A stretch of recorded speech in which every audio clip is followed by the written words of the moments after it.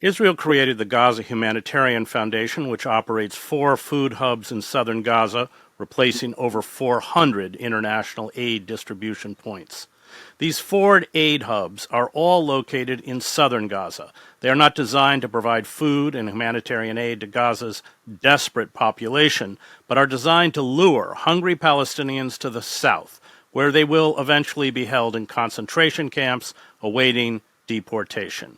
In the mad scramble to get one of the few paltry food packages handed out at the 4 distribution sites, open only often for an hour at 2 in the morning, some 2,000 Palestinians have been killed and thousands more have been wounded by Israeli soldiers and U.S. mercenaries.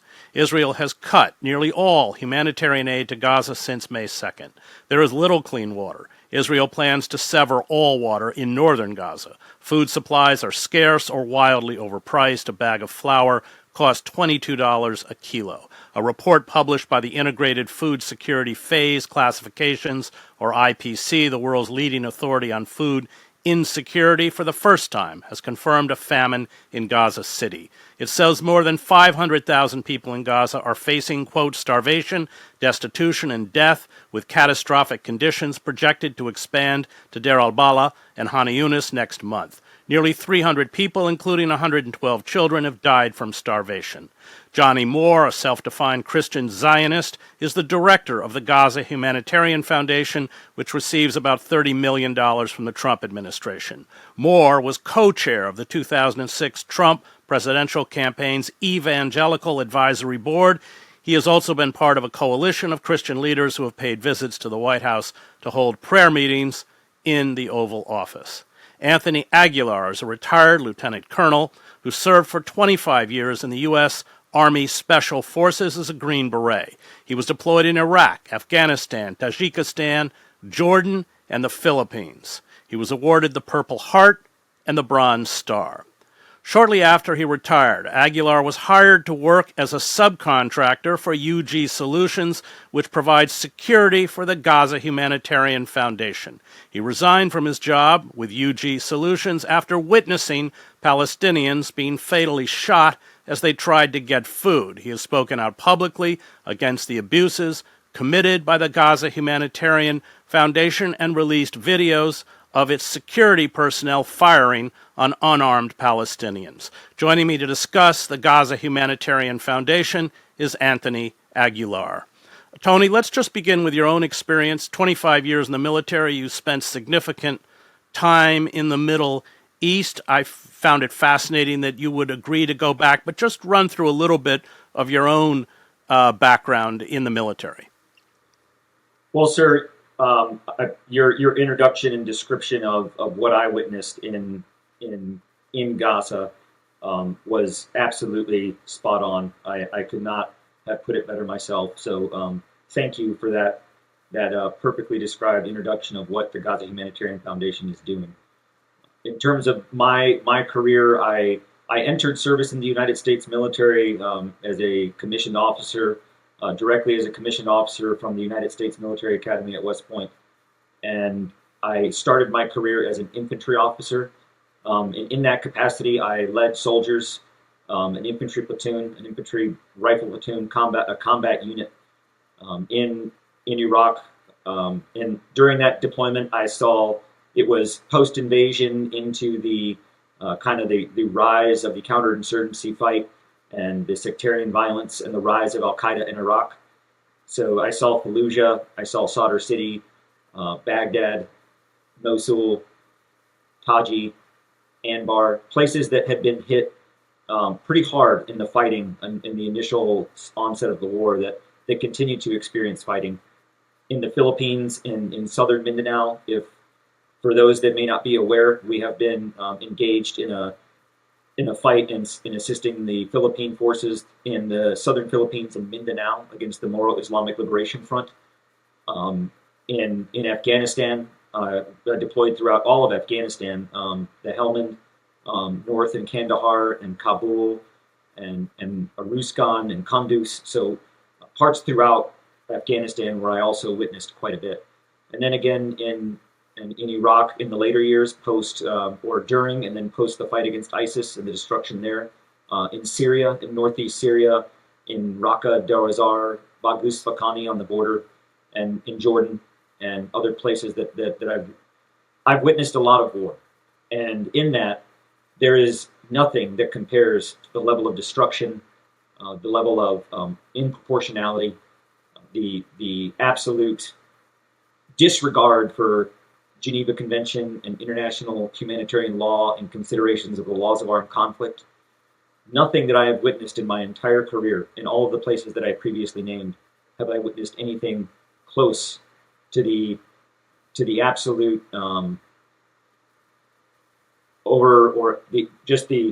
the absolute escalation of violence and force that is unnecessary, and what I witnessed in Gaza. I'd like to give a quick anecdote to that, because you had mentioned how the food that we're providing and how the population of Gaza is starving, critical level of starvation. Gaza City has been completely isolated, with nothing going in or coming out since the ceasefire ended, and before that, in very small numbers, was anything going in. Northern Gaza is in a state of famine. That is an absolute fact. If there was a way to describe beyond famine, I don't know what that description would be, but it would be that.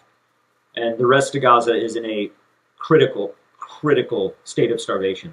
People are dying, and that's a fact. And anybody that says that's not the case should bear significant scrutiny as to why they would say something that's so absurd.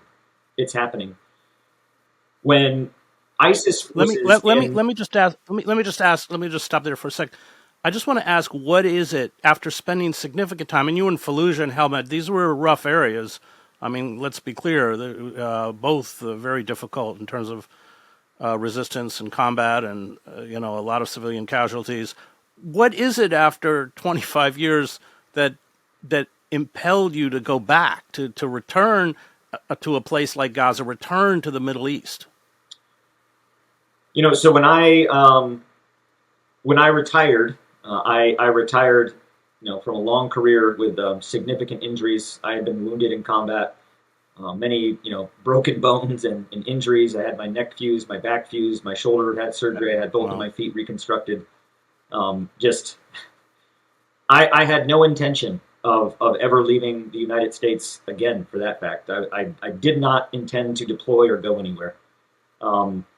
In May, when the Gaza Humanitarian Foundation's subcontract entity, UG Solutions, that's providing the armed security in Gaza, they called me, and they said they were specifically looking for recently retired or recently out of the military special operations background soldiers that they were looking to hire to fulfill these positions. So when I was first asked, I was hesitant. In full transparency, I was hesitant. And even then, I had questions kind of in the back of my head about, is this going to be? It seemed to me that it was a completely hodgepodge, thrown together, last minute, Wild West cowboy-like outfit that didn't really know what they were getting themselves into. I knew that from the beginning. So when I was asked, when I was hired by them, my thought process was I had no thought at that point at all that the Gaza Humanitarian Foundation and Safe Reach Solutions and UG Solutions were going to be completely under the control of the IDF, doing the Israeli government's bidding on their behalf and taking every order from them, and being involved and not ignorant or led into a situation that they didn't know what they were getting into, but they knew that they were getting into and what they were doing in terms of the position that GHF plays in the forced displacement. And that is exactly what it is. Forced displacement into concentration camps. That is exactly what's happening.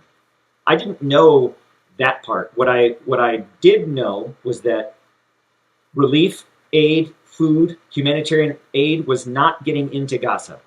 The Israelis had blocked the United Nations from going in, and nothing was going in at scale. I knew that. I knew that the Gaza Humanitarian Foundation in this larger project was going to have problems getting started. I could already tell just based on years of planning and experience that there were so many factors that hadn't been into account that there was going to be significant issues in the beginning. And I made that clear when I got hired. And part of the reason that led me to want to go was that, one, I wanted to help. I wanted to be a part of something that I was helping people that were in need, people that were in dire need, people that were starving. I wanted to help. And the Gaza Humanitarian Foundation at this time, because they were appointed by the Israeli government to do it, were the only entity, the only body to do it. Two, I did feel that I could provide significant contribution to helping the planning, the mission, and getting it off the ground into a way that would be efficient and sustainable. Those were my thoughts going in. My initial thoughts going in, my assumptions, if you will, were proven to be wrong in terms of what the Gaza Humanitarian Foundation is truly a part of. So why I went back, why I decided to go back into something that I knew would be dangerous and high risk, and being away from family and being away from home, is that I truly felt that the mission, the objective of the mission, not GHF, not the greater Israeli contract, but the mission itself to provide humanitarian aid and assistance to people that were dying, starving, and in dire need. I wanted to be a part of helping that. I felt that I felt it was a calling. It was a calling. When you serve 25 years in the Army of in the life of service, serving others is a calling. Let me ask a little bit about the logistics. I'm just curious, what kinds of weapons? I mean, what were you carrying, and how did it compare with what you carried as a Green Beret? I mean, what were you? What kind of long-barreled weapons did you have? What kind of resources did you have in terms of military equipment once you got to Gaza? So once we got weapons issued to us to go into Gaza, it stood out to me quite clearly that we were far over-equipped to be doing humanitarian assistance. But even in comparison to my military career, we were far over-equipped for what even a combat unit would have. And this is nuanced, and most people may not understand this fact, but in the United States Army, when you're issued your rifle, your long gun, your M4 assault rifle, in terms of shooting that weapon, you have a selector switch, right, that gives you safe, single shot where you shoot one bullet at a time, or a 3-round burst where if you pull the trigger, 3 bullets come out. You pull the trigger, 3 bullets come out. There is no function that gives you fully automatic on a individually assigned rifle, meaning where you just hold down the trigger and you can expend an entire round of magazine in fully automatic. The United States military doesn't have that functionality on its weapons. They actually stopped putting that function after Vietnam because it was realized that it's inefficient, it's ineffective, so when we got issued our weapons, we were issued IWI brand weapons. It's an Israeli company. It's an Israeli weapons manufacturer. We were issued the Arad assault rifle, fully automatic, with a shortened barrel, combat assault type, close combat type barrel. We were issued the IWI Jericho combat pistol. We were issued the IWI Mate tactical assault shotgun. We were issued the IWI Negev fully automatic machine gun in 5.56 caliber, very, very similar to the United States Army's squad automatic weapon, or M249 Bravo. And we were issued fully automatic 7.62 machine guns, which are equivalent to what the United States Army uses in its main machine gun in combat, the M240 Bravo. So we were also given tear gas, stun grenades that emitted not only pellets and light and a loud flash, but some that did that and emitted tear gas canisters and grenades, pepper spray, rubber bullets for the shotguns, and ample ammunition, lethal ammunition, green tip M855, green tip steel penetrating ammunition. So when we received all this equipment and we were loaded up and ready to go into Gaza, I I was truly concerned as to Mm. why we were equipped so lethally if our job, our charter was to secure, deliver, and then secure the distribution of aid. We were not combatants. We were not going in to fight Hamas or provide support to the IDF. We were supposed to not be. We were supposed to be going in as independent, unilateral security contractors to secure the aid, period. And I felt that we were equipped to go into war. And let me ask you how, because you have two subcontractors, you worked for one that provides security. With those two subcontractors, how large a force are we talking about, and were they all American? So, there was only one prime contract. There were multiple subs under the prime. The prime contract was Safe Reach Solutions. The Gaza Humanitarian Foundation it's this weird cloak and dagger shell of an entity. It doesn't have any agency or body to it other than Johnny Moore, the evangelical Zionist, self-described, by the way. That's how he describes himself. John Ackrey, the second in charge, and then a media team. There's really no body to the GHF. The GHF was not in Israel or Gaza. There is no GHF in Israel or Gaza. They're all back in the United States. The GHF was really this hands-off shell company is the best way to describe it.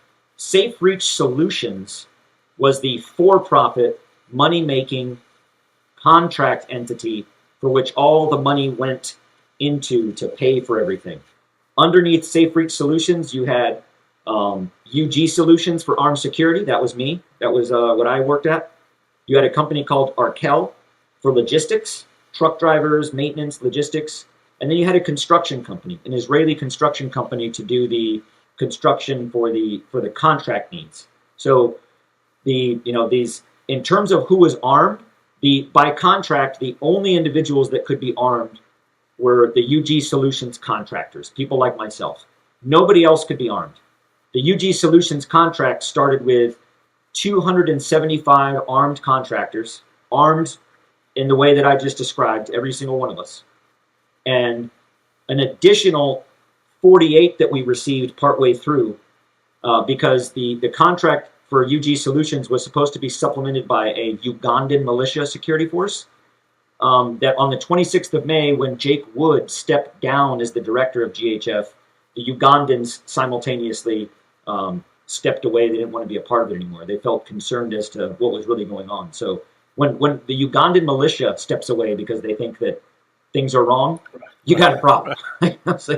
So we then had to hire 48 more people to come in on contract. Now, however, on the 21st of August, the initial 90-day period of performance for the contract ended, and the contract was renewed. So if you're aware, the State Department through USAID gave GHF $30 million. The private donors, whom we don't know who they are, the Western European countries that Chapin Fay from GHF has said that won't tell us who they are, gave another $30 million, so that upped it to 60. So that gave them the money to extend the contract through the end of December, and they hired more contractors online. And the reason they did that is because now, you had mentioned in the beginning the 4 sites. There were only 4 compared to the 400 under the UN. One of those sites, the site in the north, the Netzarim corridor site that's near Gaza City, has been shut down and turned into an IDF base. There are IDF snipers now staged at was secure distribution site 4 in the north. So you had 3 remaining in the south.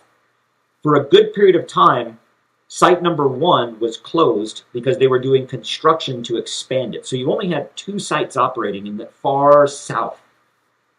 Now that they've expanded that site and reopened it, what the GHF is now doing is that Palestinians that come to the site, any Palestinian that came to these sites in the south, they had to cross the Marag corridor. The Marag corridor is a militarized corridor that separates central Gaza from southern Gaza. Consider it a border, if you will. It's a border within a border. Any civilians that crossed south of the Marag corridor to get to the sites, mind you, in order to get to site 1, 2, or 3, you have to cross the Marag corridor. You must. So as soon as a Palestinian crosses the Marag corridor, they can't go home. They get sent in mass droves, a death march, if you will, to one of the camps, Mawasi camp, Rafah camp, Khan Yunis camp, the UN camps that were existing before the war. Now, however, starting a few days ago, when the IDF initiated Operation Gideon's Chariots 2 in the north to clear northern Gaza all the way to Erez, the border with Israel, the GHF simultaneously began Phase 3. Phase 3 of the operation was always in the plans, that all the Palestinians that are being displaced to the south now stay there in this concentration camp that was run by GHF, that is run by GHF, with armed security from GHF providing security around this encampment. So they've hired more. They've hired even more armed security now to guard this entire encampment. And if you look at the definition of concentration and camp, and you put those two words together, it is a concentration camp without question. And that is exactly what they're doing. So the number of employees has since increased, and so has the pay. They're getting paid more now. So How much are they? How much are they paid on a daily rate? Because the contractors in Iraq and friends of mine who were in the military complained about it all the time. The contractors in Iraq and Afghanistan were paid outrageous sums of money to essentially do the work the U.S. military was doing for a fraction of. Had I stayed there for the whole, if I had done the 90 days, and they told us from the very beginning that, hey, at the end of the 90 days, it's very likely that we're going to get more money and we're going to re-up for 9 more months. So you see they're doing it in those increments. May 17th to August 1st, September, October, November, December, ends December 31st, calendar year. They get a new contract, boom, boom, boom. So had I stayed on for that entire year, I would have cleared well over $1 million. It's insane. Wow. So for me, I was getting paid $1,150 a day plus a $180 per diem. So $1,320 a day. That pay has now increased to where the contractors on the ground are making north of $1,500 a day per day. So it's an absurd amount of money. And Tony, what percentage of them are Americans? Are they mostly American veterans? So the vast majority were, well, I should say, everybody under contract from UG Solutions. I don't know about Safe Reach Solutions and the truck drivers and everybody. I don't know that composition, but I do know that under UG Solutions, we were all Americans with the exception of one individual that I knew who I believe was dual citizenship, U.S., United Kingdom, or what was from Britain and now became a U.S. citizen. But he was the only one that wasn't from the United States American. Every single contractor that was armed. Did you have translators? You know, military units in Iraq and Afghanistan always traveled with translators. Did you have translators when you were there? So there were interpreters, translators that were hired initially on contract under UG Solutions. But there was only like we're going to have 4 sites, so they only hired 4 interpreters or four translators. That's 1 translator per a site to try to communicate with upwards of 10 to 12,000 people. However, many of within the first couple days, those interpreters resigned. I mean, they speak Arabic. They're Arabic. They're Arab. Primarily, the translators that we hired were individuals that were of Arab descent that were Muslim. And when they saw what was going on, they didn't want to be a part of it anymore. So, you know, we really didn't have an interpretation linguist capability on site, which, in my opinion, greatly influenced the method of just shooting to communicate. Let me ask, before we go into what you saw, explain for people who don't understand what it looked like. A lot of times this food was only handed out for an hour. It was 2 a.m. There were routes that Israel had set down by which people had to arrive to these sites. So you had thousands of people walking through the night. I think they blow a whistle or something when you can come get the food. You can explain. People would carry knives, either to protect themselves or to steal food. It was just absolute chaos. They were funneled, I think, through gates. But explain the logistics of it, what it looked like, and how it worked. So I'll give you I'll use site number 1 as an example to walk you through this anecdote of a day in the life of distribution. So at a messaged time, there was an organization called COGAT, the government office for the governance of the territories. It's in the Israeli government. It belongs under the Ministry of Defense, and it coordinates between the Ministry of Defense, the government, and Gaza in terms of what happens in Gaza. But it's Israeli. They would message to the population, and I don't know how. I asked this question, how, because a lot of people in Gaza don't have internet, apps, Wi-Fi. So when I asked about the messaging, I was always told, oh, it's going out through Facebook. And I'm like, really? No, I don't think that's an effective means in this situation. But that's what we were told, that the messaging went out to everybody on Facebook or some other means. And then, so if I just wanted to provide this for you if you can see it. So here's the 3 sites. This is all of Gaza. Here's where the sites are, all the way in the south. This right here, this pink line, this is the Marag corridor. That's what I told you about, that bisects southern from central Gaza. This is the Netzarim corridor. Right here, Netzarim corridor north is where Operations Gideon's Chariots Part B or 2 is happening right now. So everybody from here is being pushed down here. So at the time of distribution, prior to the 22nd of August, if I live in here, in Khan Yunis or Rafah or Mawasi, I get this message that site number 1 will be distributing at 2 a.m. I can't drive. I have to walk. And in order to come down to these sites, if I live right here, for example, if I live in Deir Bala, if I live in this neighborhood in Deir Bala, I can't just walk down to the site. I have to go west to the coast. I have to take the coastal road, the militarized coastal road, down here to the Marag corridor, and then walk down the Marag corridor to the road that leads to the site that's going to be open that day. Let's just say in this case, like I said, site number 1. Then I get held. I wait right here. I get held right here by the Israeli army, what they call the security line, until distribution on the site is ready for distribution. And when I mean ready for distribution, I don't mean organized in a way to give everybody a box and provide them what they need, just in a big pile, just in a free-for-all.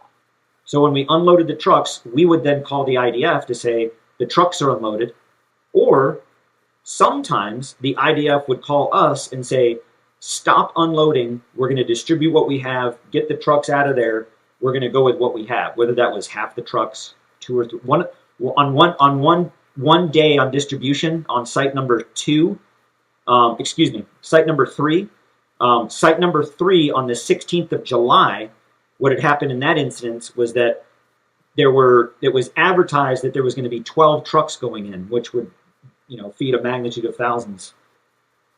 The IDF at like the 3rd unload of the trucks, the 3rd truck unloaded was like, stop, there's stuff going on, get everybody out, we're going to release the line now.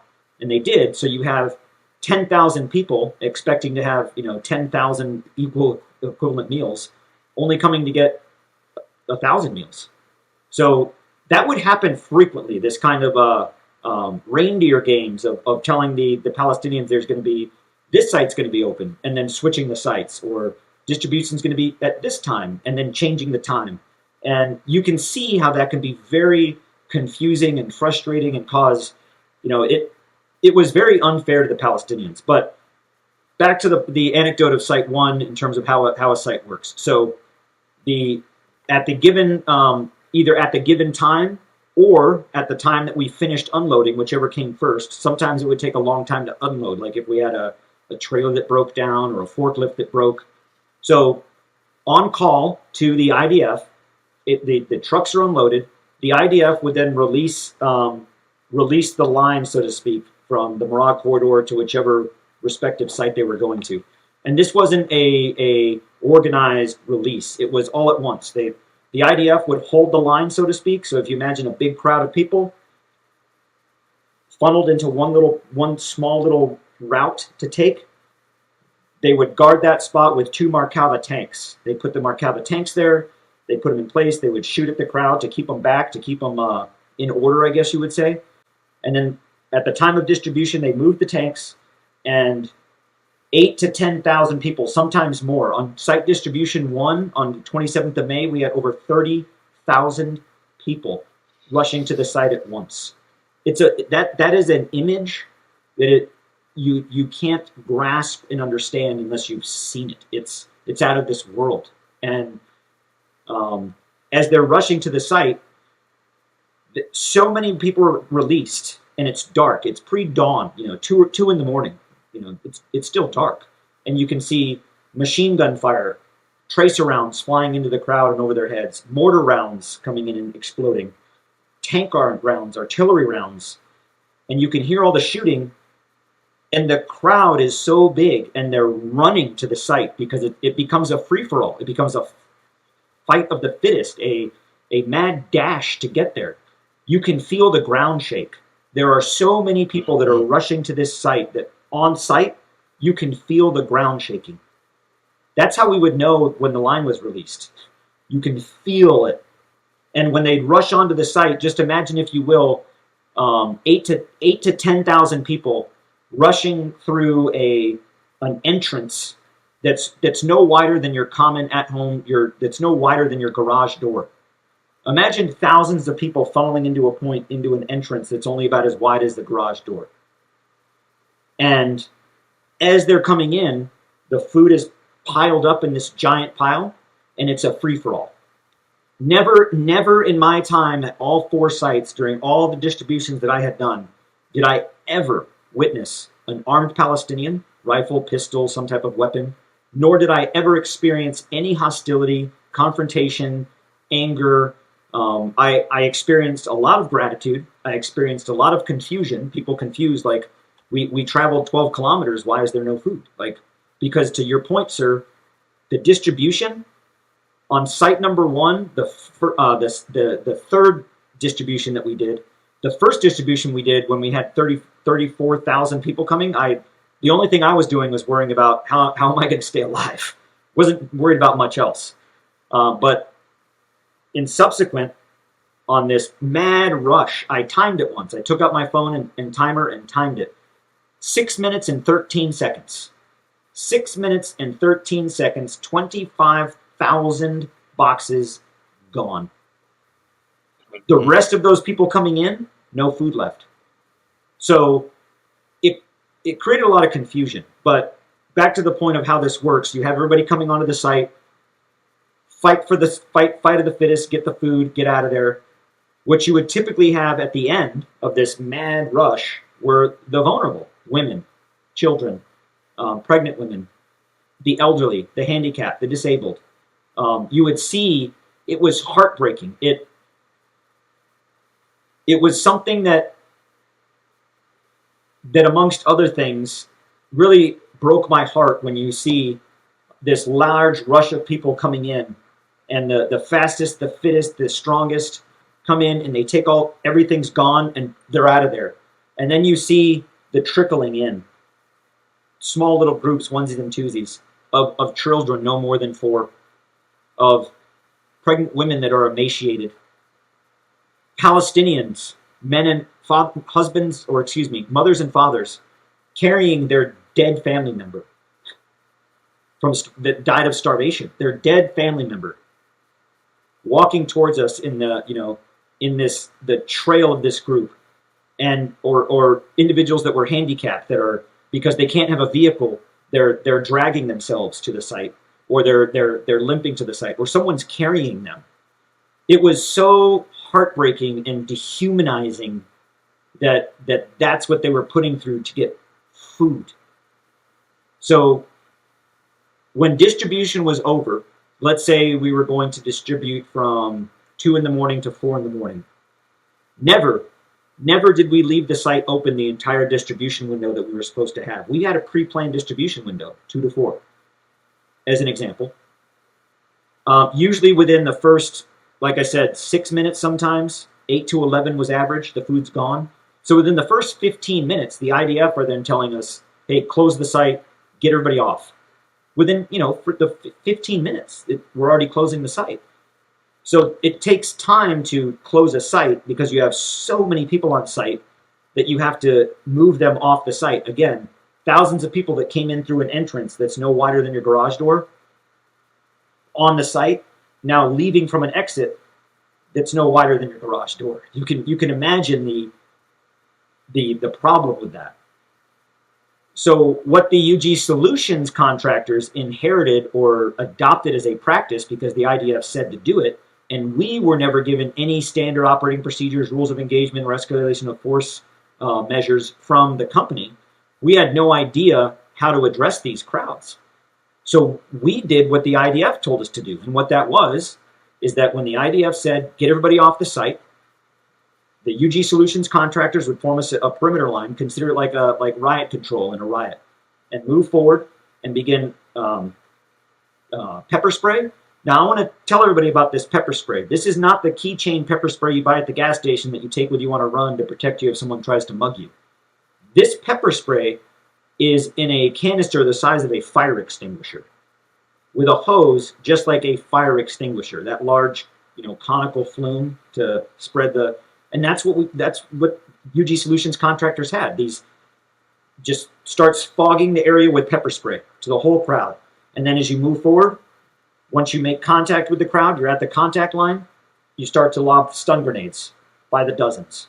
As these stun grenades are going off and you're spraying pepper spray and people are rushing towards the exit in confusion because they came to get food.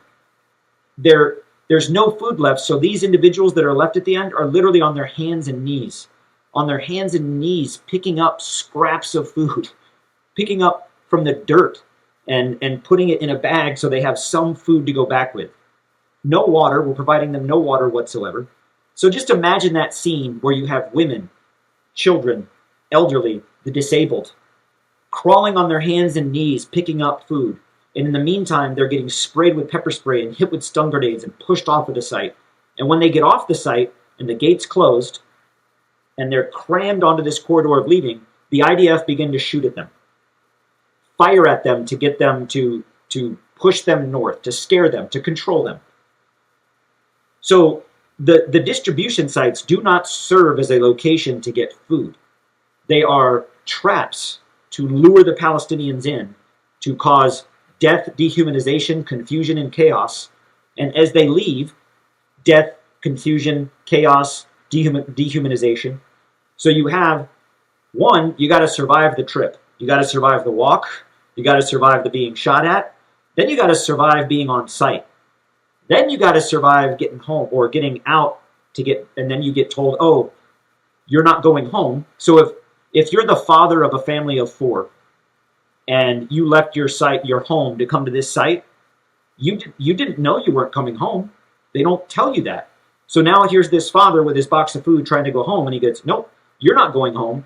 You're going to, where are you from? You're from Khan Yunis? Okay, you're going to the Khan Yunis camp. There you go. And you never go home. So if you survive all of that I just mentioned, your prize at the end of that is you don't go home. So that's the situation they're put in. And you had mentioned GHF Solutions sometimes harps on this, and I want to make this clear, the thing with knives.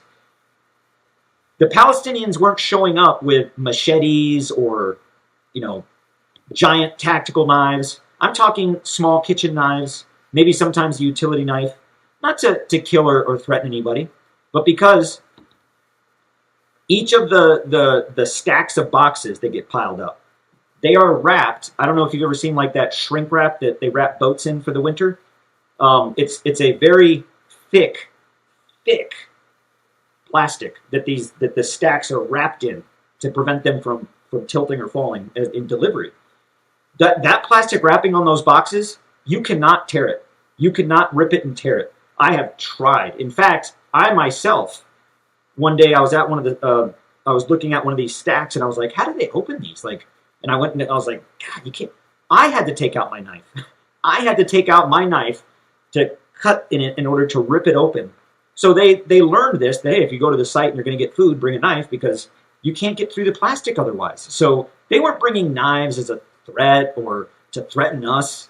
They brought them to open the plastic. And there was one instance where site number one, whole bunch of people there, this young man, he had a knife. It was like a, what you would see like a paring knife in your knife set, real small. And he was standing there next to me. And he and I were trying to move this pallet so we could get to it. It was crunched in. There was pallets on top of it. So we were trying to move it out so people could access it. And he pulls out this little knife. And he pulls it out. And he shows it to me. He didn't, like, threaten me. He showed it to me. And I was like, I knew what he needed to do. So I was like, okay. He cuts down that plastic line. We tear it open. He hands me the knife and says, shukran, and gave me the knife. And I went and put it back in a box. So at no time did I ever experience on the sites, and again, I didn't just work site one, I worked them all. Did I ever experience any threats or hostility? So that's kind of a day in the life on a site, if you will, sir. Let me ask you, go back. You said before they are allowed to go into these kind of funnels to get you said they were shooting even tank shells. Was this just Israel firing indiscriminately on the crowd? Was Israel firing in front of the crowd? What was that about? Indiscriminate. At times, the majority of what I saw in this indiscriminate fire was firing, like if so you're in a crowd thousands deep, and the front line of that thousands deep crowd has got a couple hundred people. They would fire at the front of at the feet of that front line of the crowd, and just keep raking that with fire to keep them back. They would also fire over their heads to keep them down. They would fire into the berms along the sides or the dirt roads along the sides to keep them from spreading or wandering. They wanted them in this tightly controlled, small little corridor, and while they were waiting, they wanted them all down on the ground. So that's how they would keep everybody face down on the ground in these big crowds, waiting until the release. So when the tanks would pull off, you have all these people getting up and starting to run like the start of a 100-yard dash. But they would often use coaxial machine gun fire from their tanks, machine gun fire that the Israeli soldiers had themselves with their machine guns. At times, main gun tank rounds from the Merkava tank. And you know when a main gun round from the tank fires, one, it's extremely loud. Two, when that tank round flies through the air, it lights up because it fires at such a high intensity of heat that you can see the glow of the round, and it emits this very unique to the round itself, just like the Abrams tank that we have in the United States Army. It emits this heat signature behind it, where it's just moving so fast, and you can see that. You can see that with the naked eye. So whenever they would fire a tank round, there was no doubt what they were firing. Mortar rounds.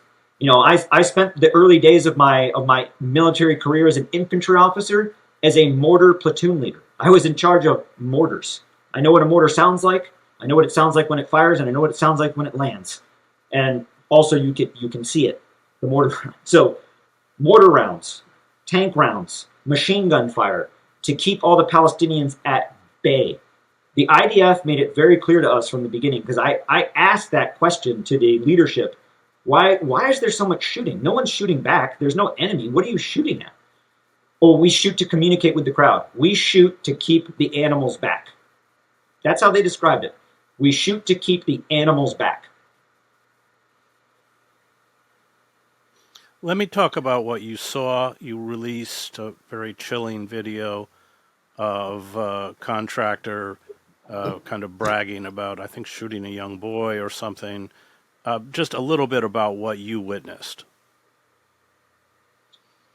So the young boy Amir, he was shot and gunned down by the IDF. On another occasion, at site number 4 on the 29th of May, I witnessed the UG Solutions contractors that were firing at an elderly gentleman that was leaving the site that he was hit. And on another occasion, I saw a woman that was killed. The young boy Amir on site number 3 on the 28th of May was killed by the IDF. However, he was killed by the IDF coming to one of our sites. He was rushing off the site, running in panic because he had been hit with stun grenades and tear gas. So there's complicity, but that incident was the IDF. So there's multiple videos that have been released, and I wanted to, what's ironic is I want to clarify that I haven't released any of those videos or pictures to anybody. I was tasked, UG Solutions tasked me in writing. You are going to do pictures and on the first day of distribution, I came back and I showed the UG Solutions Chief Operations Officer who was visiting. I showed him a picture of these very happy Palestinians, and he was like, "Oh, that's a great picture. Send that to me. I want to capture it to put in our webpage and this and that." And he was like, "Every day you're going to take pictures and video. We need this. We need to capture this." And I'm like, "All right, got it, boss." So I was tasked to take pictures and videos at the sites every day. I was tasked that when I returned back to the operations base at the end of the day to upload all of my photos and videos to a Google Share drive that UGS owned. And I was further instructed that after I upload them, wipe them from my phone. That those pictures and videos were the property of UG Solutions. Okay, so I did that. UG Solutions, on around the 10th of June, gave access to that Google Drive to a Israeli reporter. When they gave access to that reporter, they didn't just give them access to what they needed. They gave them access to the entire Google Drive as with editor rights. So that reporter took everything out of that Google Drive, the good, the bad, and the ugly, and they distribute it. When I first got contacted by the media, I didn't contact them. They contacted me and they said, "Hey, we have this video and you're in it. Is this you?" And I was like, "Well, that is me." So that's how that got started. But the videos on the 28th of May, you see a video taken on site of a young boy named Amir. Would you like me to share the Amir story, or would you like me to? Yes. Okay. Yes, please do. So this young boy named Amir, that was his. It has since come out that he has that his family is still looking for him, is still searching for his body. He hasn't been found. Don't know his whereabouts. When he was standing there, so this is site number 3 on the 28th of May. You see, there's this boy here. This is Amir. You see what he's in his hands? He doesn't have a box of food. These are scraps that he picked up from the ground. You see back here? These are all the small group of people left at the end that are primarily women and children. You see there's a lot of children here, right? That's a child, that's a child, that's a child. Right here, that's a child. A lot of children in the end of distribution. This young boy came up to us first, and he was talking to us. And Amir, who was back over here, walks up, and as he walked up, he extends his hand, and he came up to us and he extended his hand. The contractor that was standing next to me was approachable and a pretty solid dude, pretty good, an approachable person, I would say. Some of the contractors were not approachable. They would wear like the covering, the balaclava covering that had like the skull face or things like that, and they weren't approachable. This gentleman was approachable. So he comes up and Amir has his hand extended, and this contractor reaches his hand out. When Amir came up to us, we thought that maybe he was asking for more food, or maybe he wanted help finding his family. He was alone. He was completely alone. I'd been watching him in the crowd, and as he walked towards us, he was alone. And no shoes, he was alone. You could tell that he was emaciated and hungry, and he just had these scraps of food that he picked up off the ground. But when he walked up to us, he didn't ask us for more food. He didn't tell us. He walked up to us and he said he was very hungry. He did say that. But he kisses the contractor's hand. He kisses it and then puts it to his head, and he said, "Shukran." And then he was telling us, he was like, "I'm very hungry. I'm very hungry. Thank you for this food. I was very hungry." And mind you, we're not giving them meals. We're giving them raw ingredients to cook and we're not giving them any water. How this young boy by himself was going to go back and cook himself and make a fire and boil water and cook any of these items is beyond me. But he was thankful. He wanted to say thank you. He wanted to express his gratitude. he then turns over to me, and as we're talking, I put my right hand out to kind of pat him on the shoulder and tell him everything. We care about you. Think it's going to be okay. And he kissed my hand, and then we said, we're standing there talking to him, and this boy here, who spoke Amir did not speak any English. He just very broken. He knew a couple words. He knew thank you. He knew hello, but he didn't really speak much English. And we did not. I do not speak Arabic. So this young boy here did speak a decent amount of English, and he says, and this guy says to me, he says, he's like, oh, your name, and I was like, oh, I'm Tony, and this little boy here, the guy in the black shirt, the kid in the black shirt says, oh, well, he is Amir. His name is Amir. So that's why I referred to him as Amir. That's the only name I knew. And the parents have, said that was his nickname. So this boy must have known him, but I don't know. But as he then walked away to go back to the crowd, the IDF called us on the radio and said, get everybody off the site. Get everybody off the site. We're going to come through with a tank. We have an operation going on. Get everybody off the site. So we were telling them it's time to go home. It's time to go home. And then the UG Solutions contractors initiate with the pepper spray, the stun grenades, and this crowd is panicking, and they go towards the exit. And as they're funneling towards the exit, each of the sites is designed somewhat differently. Each site has nuances to where they are because of where the IDF. All 4 sites, now only 3, are co-located with an IDF combat unit. So if there's a site, there's an IDF combat unit right next to it. So site number 3, which was in the area of Arviv, southern Khan Yunis, there's a neighborhood called Arviv that used to be there. It's gone now. But that's what the IDF called site number 3, was Arviv. So as you can see here, here's they are on the site. This area is where we did distribution. Right about here is where I had that conversation with Amir. You see in the video. They were then pushed out to go and exit the site here. This is the exit. You see how I told you in the beginning how the entrance and the exit converge at one point? And this right here is where my pen would be, is the Marag corridor that takes them back towards the coast. So you see on this site this day, you had people still trying to come in, and we closed the gates. So you had this entire area backed with thousands of people. At the same time, we're pushing people out, and we closed the gates. So now you have people standing here thinking they're coming in, and you have people that are going out who are trying to get out. And right here, you have this giant traffic jam of human beings.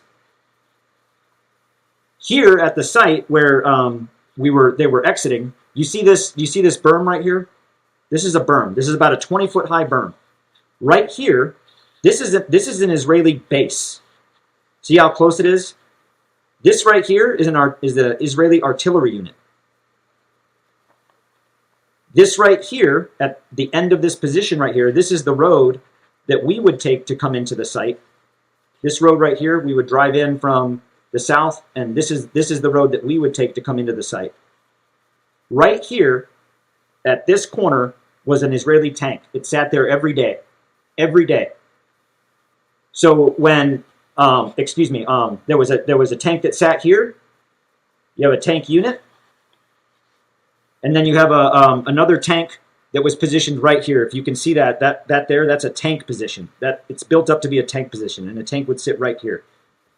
So as people are leaving, this guy in this tank can't see anything beyond this point because of this berm. He can't see over here. He, at this tank, is shooting at this crowd of people to get them to keep moving. And if anybody has seen the interview I did with the BBC with Jeremy Bowen, he opens it up with this may look like a combat scene, but it's not. It's a distribution site. And you see the bullets flying in, and you see hundreds of people on the ground. That video is filmed from right here. That is this spot right here. And so as the last group of people are leaving, Amir and others are leaving out of the gate, this guy that's shooting can't see them. Can't see them. So as they're running and they get to this side of and down the road, they're running directly into this hail of gunfire. If this guy in this tank here is shooting here and he can't see here, when these people are running out, they ran right into this hail of gunfire.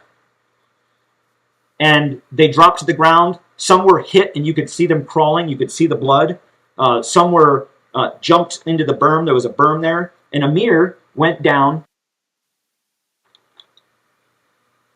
Amir went down about right here. And you can't really tell in great detail because of this imagery, but along both sides of these roads that were carved into the ground, there's these little ditches, kind of a small, because they would grind it out, put the dirt out. So you have these small ditches. So at this point, when the gunfire broke out, I didn't know what was going on. I was over here on the site.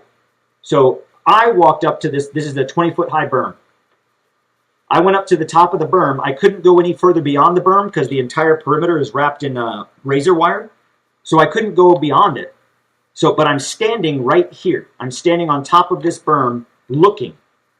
I can see all of this. I can see everything. I can't see to the other side of this berm, but I can see all of this from where I'm standing. And where the people were being shot at was right here. And Amir went down about right there. And he never got up. The shooting occurred. There were dead bodies. People were left for dead. He never got up. So for all intents and purposes, and when I saw the shooting happen, when someone is getting shot at and they jump to the ground or they try to get out of the way, looks much different than when someone is shot. And I know the way the body reacts when it gets shot because I've been shot. It's not like in the movies where a guy gets shot and he's like, oh, I mean, you get hit and you go down. This little child was hit and he dropped to the ground. There was no moving. Drops to the ground. The things he had in his hand spilled onto the floor and he's lying in this ditch and he didn't move. The IDF killed him, but the Gaza Humanitarian Foundation and the UG Solutions contractors, they played their part. And the story of Amir, this is not just the story of Amir. That's one incident out of thousands. There's her story. There's his story. There's his story. There's his story. There's her story. There's his story. What happened to Amir has happened to thousands of Palestinians. Women, children, men, elderly, young. Thousands are killed around these sites because of that exact methodology that I just described. And it's not just the Israelis. The security forces for the GHF have also fired. Yes, sir. So that takes us to the 29th of May, site number 4, the video of woohoo! Oh, I think you got one. And there was that incident. Right. I can explain that if you'd like. Sure. Let's close with that, okay. And then I just have one final question after that. So site number 4, when it was open, it's no longer open. Site number 4 was up here. So here's the 3 sites that are currently open. Site number 4 was way up here. At site number 4, there was an IDF tank unit co-located with it. When on that same day, when all of the Palestinians had left the site and we closed the gates, here's that, here's the entrance, here's the exit. So we closed the gate, and you see the video that opens up. In that video, I'm standing right here. You see when the video starts, there's a berm. That's this berm, and I'm standing right here looking out the exit. The individual that was shooting was on this berm right here. He was on top of the berm, not down on the berm, not over here. He was on top of the berm, and he was shooting here towards the crowd that was leaving. The crowd was leaving the site. This guy up here was shooting over here. You can hear it very clearly. And then he goes, yeah, or woohoo! The guy that responds in the video that says, oh, I think you got one. In that video, that guy that says, I think you got one, is standing right here at the exit. I'm standing right here. I'm looking at the same thing he's looking at. A man dropped to the ground. This contractor then says, I think you got one. This contractor standing here that was shooting responds with, hell yeah, boy. And they killed a man. Not the IDF, not Hamas, a UG Solutions contractor, an American contractor in Gaza on a tourist visa, killed an unarmed civilian who was not posing a threat. He was leaving the site. He was going back home. His back was turned to us. He was leaving. That's the dehumanization in what's going on. And from these two small anecdotes that I've shared, magnify that by thousands. And that's what happens every day in Gaza. Let me ask you, Tony, just to close. There's an article that I read in the Middle East Eye, and I just wondered if you could comment on it. U.S. contractors at a Gaza aid center interrogated a source of Middle East Eye journalist Mohammed Salama, seeking information about his identity and whereabouts before he was killed. Salama was killed alongside Middle East Eye reporter Ahmed Abu Aziz and 3 other journalists as they responded to an attack on Nasser Hospital in Han Yunis. The 2 strikes killed 20 Palestinians. Days before, a source for one of Salama's major investigations for Middle East Eye told him they had been briefly detained at an aid distribution center by U.S. security contractors guarding the site. There, the source said they had been interrogated about the identity of the reporter behind the story. And essentially, the article goes on to argue that after that interrogation, that information was passed on to Israel, on the identity of the journalist. Just if you could comment on that story.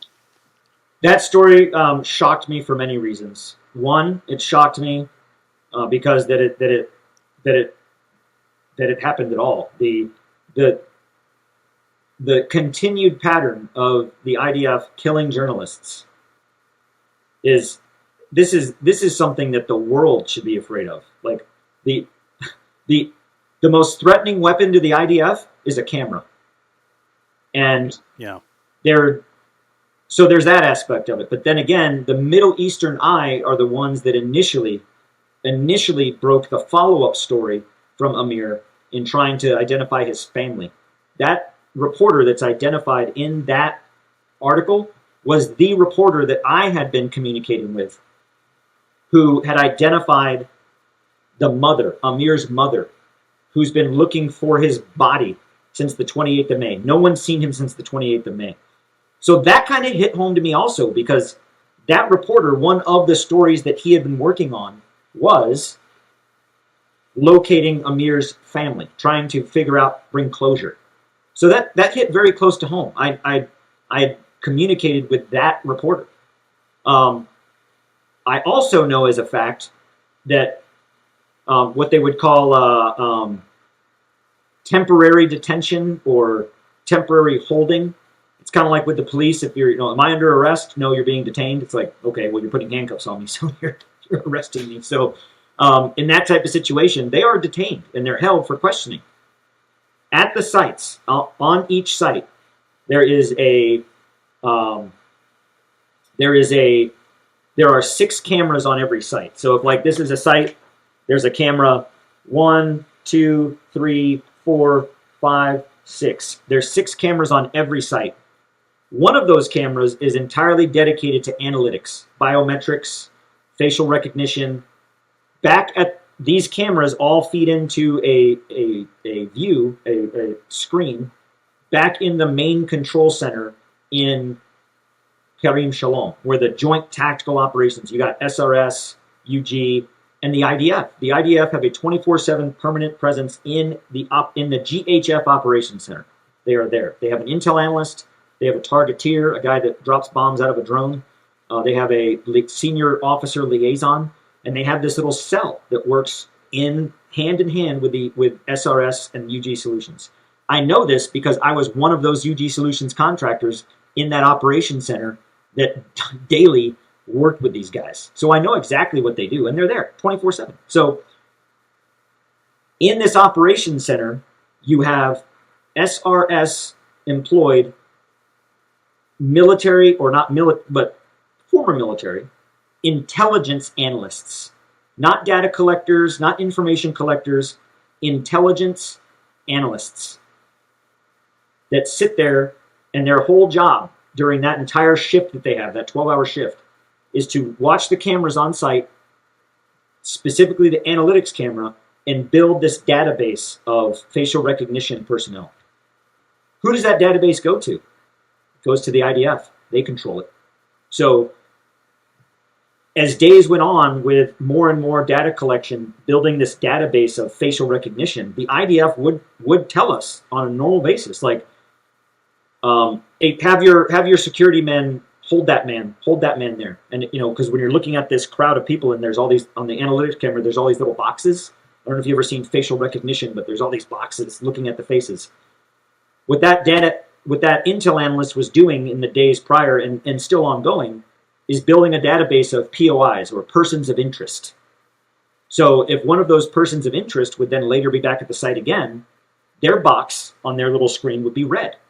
So you would know, like, oh, person of interest number 48923 is here. And you look at him.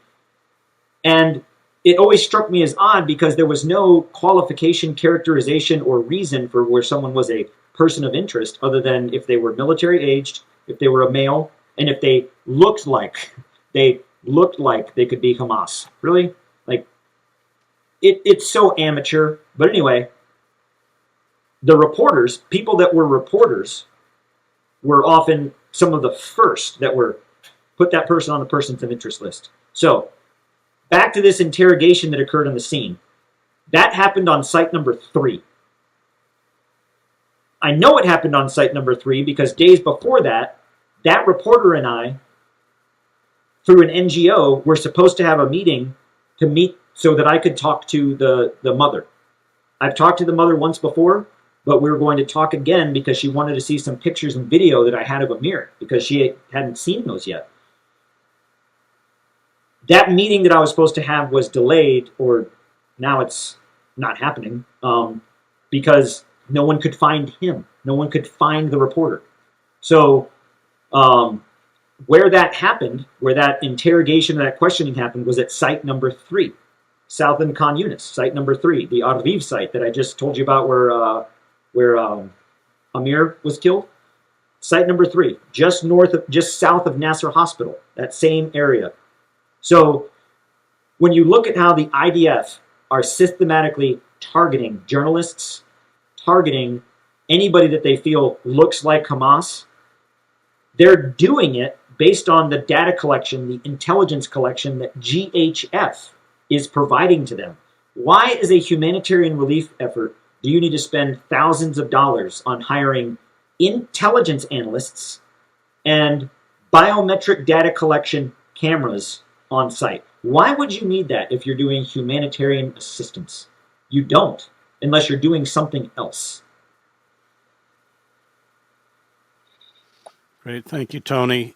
And I want to thank Diego, Thomas, Sophia, and Max, who produced the show. You can find me at chrishedges.substack.com. I just wanted to close with thank you, Max and Chris. Thank you, sir, for your voice. Oh, no, platform. Thank you, Tony. Yeah.